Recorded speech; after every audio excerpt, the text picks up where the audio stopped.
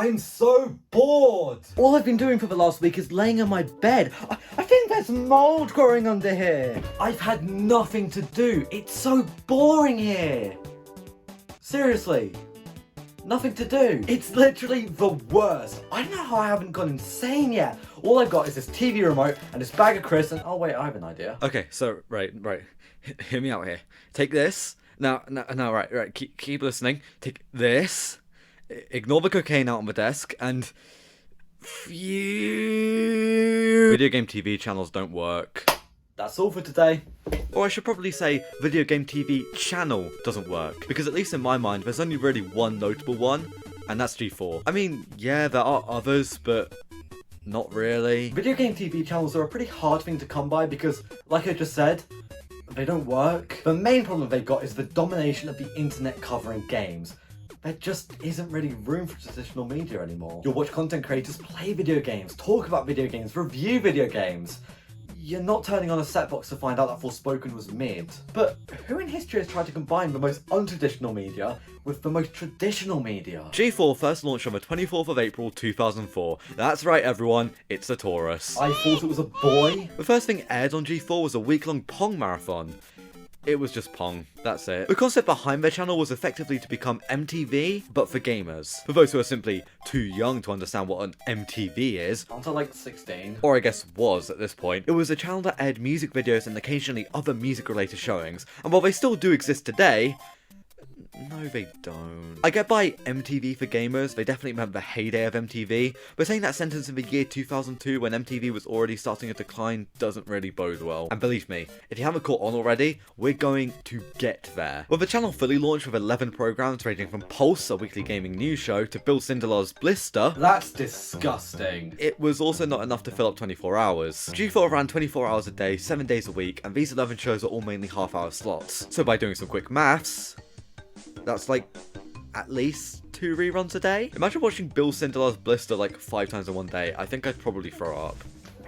Another interesting point to note about G4 was its approach to advertising. They pretty much opened the door wide open to just about any advertiser possible, letting companies place their products and services within a program. Some call it product placement, others call it scummy, but G4 seemed to call it a 2-minute block where advertisers could jam almost movie-length trailers into its programming. Speaking from the perspective of someone who never watched G4, that's weird. What's even weirder is that companies could buy the right to feature their game on Pulse. I, really don't like this. I'm okay with things like product placement. You've got to make a living wage as a huge corporation somehow, I guess. But by letting companies pay to have their games featured on any sort of program, especially a news program, well, that opens the door to paid reviews. It's pretty hard to criticize a game when your mouth is too full with money, and in my opinion at least, when you're a gaming news channel offering to be paid off to cover specific games, that can border on genuine misinformation. Don't get me wrong here, I don't think it's as bad as tuning into mainstream media and being fed fake news, but if you're someone tuning into polls to get accurate reviews of games, that's bad news. The entire thing just makes me wince a little. I know I'm probably overreacting, but the idea of a paid review on a weekly series just leaves a bad taste in my mouth.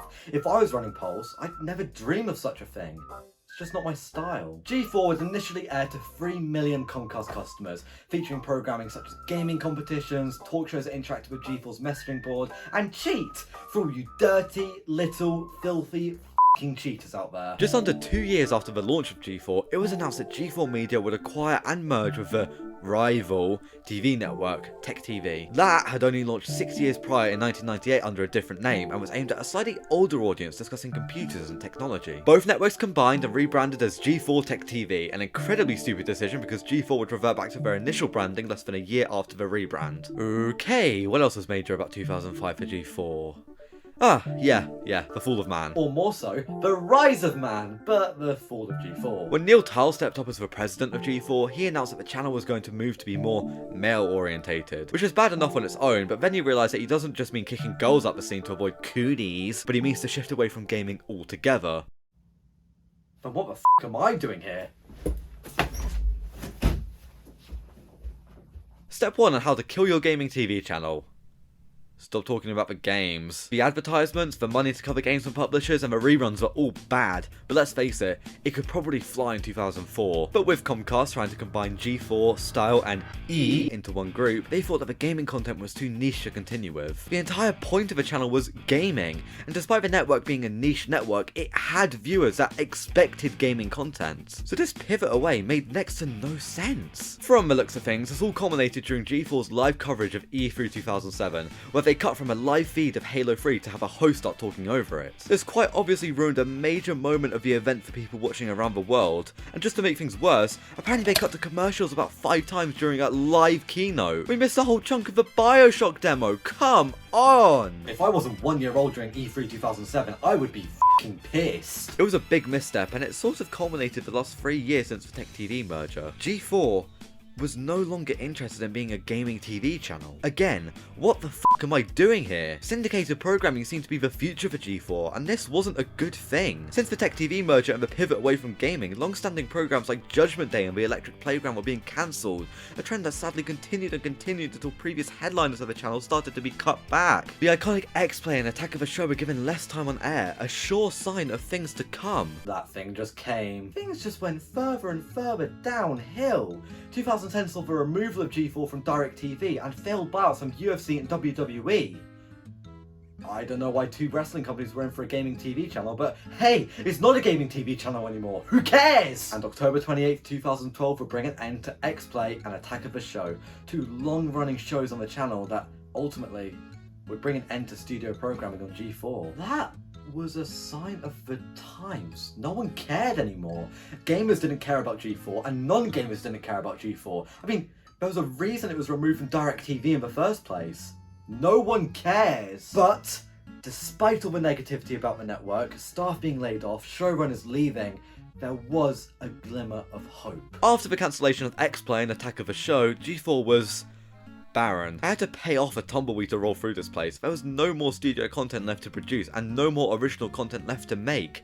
It was all reruns from here on out. Where is this glimmer of hope coming from? This is an awful way to go out. But plans were in the works to relaunch G4 as Esquire Network, a channel based on the Esquire magazine. This would completely overhaul G4 into a completely non-gaming related, male-orientated channel. It's like Neil Tile's wet dream. Did I even mention that you stepped down in 2012?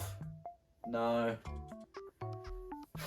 Okay. They were going to play Late Night with Jimmy Fallon on this thing. It really was a last-ditch effort to at least get something out of this channel. Not even to give the viewers anything to watch at this point. The rebrand would take place on April 22nd, 2013 and spell the end of G4 as we know it.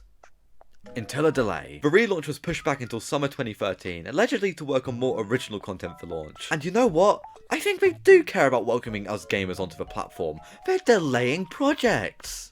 Twice! But eventually, this glimmer of hope would take a massive turn for the worse. Another one? It was announced that instead of replacing G4 with Esquire Network, it was actually going to be Style Network on the chopping block, leaving G4 completely stranded. No new programs, no more studio programming, just reruns. From there on out, just about every network who had anything to do with G4 in any amount of sense whatsoever canned it. 2014 would prove to be the kiss of death for G4, with multiple reports coming out that the network was planned to be canned on November 30th, 2014.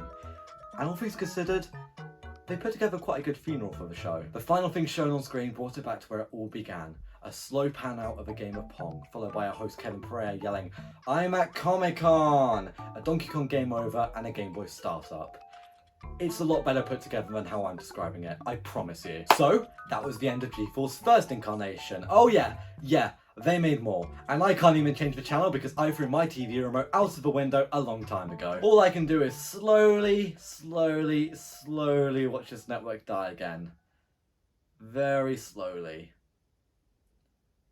It hurts. The Return of the Dead. G4 was teased to be returning on Twitter through the Attack of a Show and X-Play accounts, implying both of these shows would also return to the network. Things were definitely in the works, with original hosts returning for holiday reunion specials, but the network wouldn't officially return until over a year after the teasers were put out. And that was capped off with an announcement of a famous web series coming to the platform, by the name of Scott